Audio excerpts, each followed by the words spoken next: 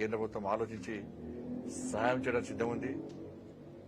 దురదృష్టం ఏంటంటే గతంలో ఉన్నటువంటి బీఆర్ఎస్ పార్టీ ప్రభుత్వం ఎన్డీఆర్ఎఫ్ నిధులను వాడుకోకపోవడం వలన ఇప్పుడు దాదాపు 1345 కోట్ల రూపాయలు ఆల్రెడీ నిధులున్నాయి. 100% నిధులు వాడుకుంటేనే తిరిగి నిధులు కేంద్ర ప్రభుత్వం కేటాయించే అవకాశం ఉంటుంది. కానీ గత ప్రభుత్వం నిధులు వాడుకోకపోవడం వలన దానికి ఖర్చు చేయడంలో కొంచెం చిన్న చిన్న ఇబ్బందులు వస్తున్నాయి. ఆ విషయాన్ని కూడా తెలంగాణ రాష్ట్ర ప్రభుత్వం మా శివరాజ్ సింగ్ గారి దృష్టికి తీసుకురావడం జరిగింది. శివరాజ్ సింగ్ చౌహాన్ గారు కూడా అన్ని విషయాలు వినడం జరిగింది. తప్పకుండా తెలంగాణ రాష్ట్రానికి సహాయం చేస్తాం. ఈ విషయాన్ని ప్రధానమంత్రి గారి దృష్టికి తీసుకెళ్తామని చెప్పి చెప్పడం జరిగింది. కాబట్టి అన్ని విషయాలను పరిశీలించి అన్ని విధాలు ఆదుకోవడానికి మేము ప్రయత్నం చేస్తాం.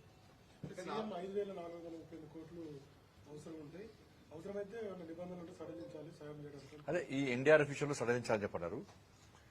రాష్ట్ర ప్రభుత్వ నివేదిక అందింది. కేంద్ర ప్రభుత్వం కూడా ప్రత్యేక టీమ్స్ పంపించి వాళ్ళు కూడా ఇలా రకరకాలు ఉంటాయి. పశువులు ఎండిపోయినాయి, ఇండ్లు ఎండిపోయినాయి, పొలాలు ఎండిపోయినాయి, అన్ని రకరకాలుగా నిబంధనలు ఉంటాయి. కాబట్టి దానికి అనుగుణంగా సెంట్రల్ టీం కూడా వచ్చి వాళ్ళు కూడా ఒక నివేదిక తయారు చేస్తారు. 2 నివేదికలు పరిశీలించి తప్పకుండా సహాయం చేయడానికి కేంద్ర ప్రభుత్వం ముందుకు వస్తుంది. చేస్తాం కూడా. 10 సంవత్సరాల తర్వాత సెక్రటరీకి వెళ్ళారు, డూములు కూలగొడతాను. అట్లా సెక్రటరీ చూస్తే ఏమనిపించింది? డూములు కూలగొడతానది వాస్తవమే.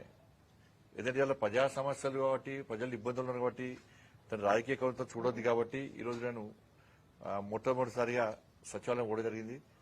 ఇప్పుడు డూములు కూర్చోకుండా ఏం చేస్తారన్నా, 9 అంతస్తుల బిల్డింగ్ 3 అంతస్తులు డూమ్లే కట్టిపోయాడు. 3 అంతస్తులు డూమ్లే. దానిలో సరే అప్పుడు కేసీఆర్ మంచిగా జల్సాగా బతుకుతాడు కాబట్టి పెద్ద రూమ్ కట్టించుకున్నాడు. కానీ దానిలో పనిచేసేటువంటి ఐఏఎస్ ఆఫీసర్లు ఉంటారు, వాళ్ళ రూమ్ చూడండి.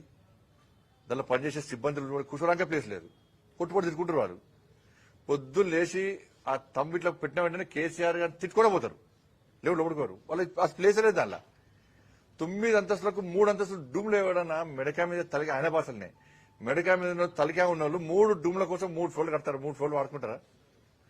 దాన్ని కూర్చోకుండా ఏం చేస్తారు? పక్కా కూర్చో, బరాబరు కూర్చేస్తాం. దాన్ని మా ప్రభుత్వం వచ్చి వెంటనే పక్కా కూర్చేస్తాం. దాన్ని ఏ విధంగా చేయాలో ఆ విధంగా చేస్తాం. ప్రజలందరూ హర్షించే విధంగా చేస్తాం. డూమ్లో మాత్రం పక్కా కూల్చేస్తాం బరాబర్. దాన్ని ఆ మాట కట్టుబడి ఉన్నాం మేము. దాని సంటర్ గడిపెట్టిన వాటి ఆ సంటర్ ఇంతవరకు స్టార్ట్ చేయాలట. పోయి కట్టుకోవడం అంటే రాను కూడా రాలేదు. వాళ్ళకి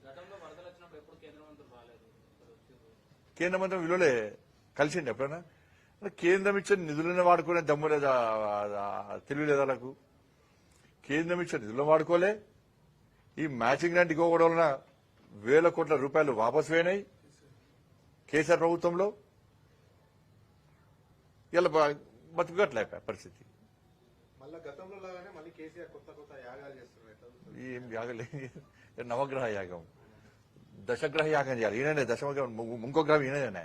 ఆ గ్రహాలను అనుకుంటున్నాయట, మేము పూజ చేసుకుంటామా అనుకుంటున్నాయట. ఏమవసరం చెప్పే, నువ్వు ముఖ్యమంత్రి అవుతుంది, నీ పూజలు ఏమవసరం? ఏదో చూసాను అది రీఎంట్రీ అట. తెలంగాణ రాష్ట్ర ప్రజలు నీకు నో ఎంట్రీ బోర్డు పెట్టిరు ఆల్రెడీ. పొలిటికల్ గా నో ఎంట్రీ బోర్డు పెట్టి మళ్ళీ రీఎంట్రీ ఎక్కడ నీకు? ఇంకా ఇప్పుడు నువ్వు ముఖ్యమంత్రి అవుతుంది, నీ కొడుకుని మంత్రి చేస్తేవి, నీ బిడ్డని ఎంపీ చేస్తేవి, ఎమ్మెల్సీ చేస్తేవి, అల్లుడిని మంత్రి చేస్తేవి, ఇంకోనే సంతోష్ రావు గారు ఆయనను రాజ్యసభ ఎంపీ చేస్తేవి.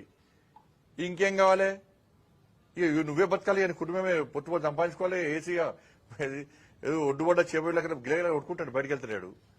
ఏం యాగం చేస్తూ చెప్పు నాకు. నువ్వు ఇలా యాగము ఇలా తెలంగాణ రాష్ట్ర ప్రజలు వరదలతో ఇబ్బంది పడుతున్నారు. అతి భారీ వర్షాలు పడడం వలన కొన్ని ప్రాంతాల్లో ఆస్తులు వేనాయి, బ్రిడ్జులు కూలినాయి, పొలాలు వేనాయి, పోల్స్ వేనాయి, రైల్వే ట్రాక్లు వేనాయి, మొత్తం ఎక్కడికక్కడ కూలిపోయినాయి.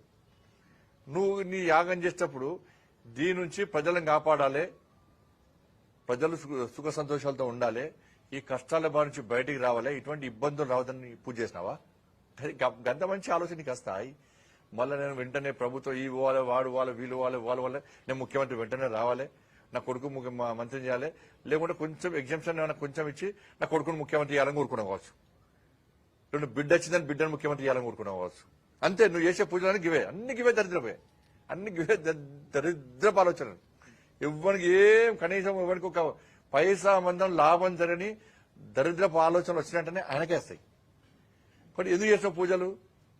నవగ్రహాలు కాదు, తెలంగాణలో దశగ్రహాలు ఉండే, ఓ గ్రహం వీకింది. కానీ మళ్ళీ సడేసిన పూజలు ఇక మళ్ళీ నమ్మిస్తారు ఇక అందరు. ఇక మళ్ళీ అది ఉందో మళ్ళీ నాకు మళ్ళీ ఇప్పుడు ఏమొచ్చిందంటే ఎమ్మెల్యేలు అందరూ అటు ఇటు వీక్తురు కదా, కొంతమంది పూజలు చేస్తారట, వాళ్ళు ఇచ్చినవి బోకే ముట్టద్దట, వాళ్ళు ఇచ్చిన భోజనం పెడితే మొత్తం వాళ్ళు ఏం చెప్తా తింటారట.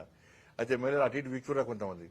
పోకుండా ఎమ్మెల్యేలు ఈయన చెప్పిన దానికే వినాలే, నేను చెప్పిన మాటను నన్ను ఇచ్చిపెట్టి పోవద్దని నన్ను పూజలు చేస్తున్నావు. అది కూడా అవచ్చు. ఇది తెల్లారైతే టెన్షన్ ఎవరికి? వశీకరణ పూజ తెల్లారైతే టెన్షన్ ఏమున్నది? ఆ గంప కింద అమ్మిండు, రోజు కూడా వీక్తాడు. ఈ మధ్య వదలేరు, ఎందుకంటే బీఆర్ఎస్ కాంగ్రెస్ ఒకటే కదా.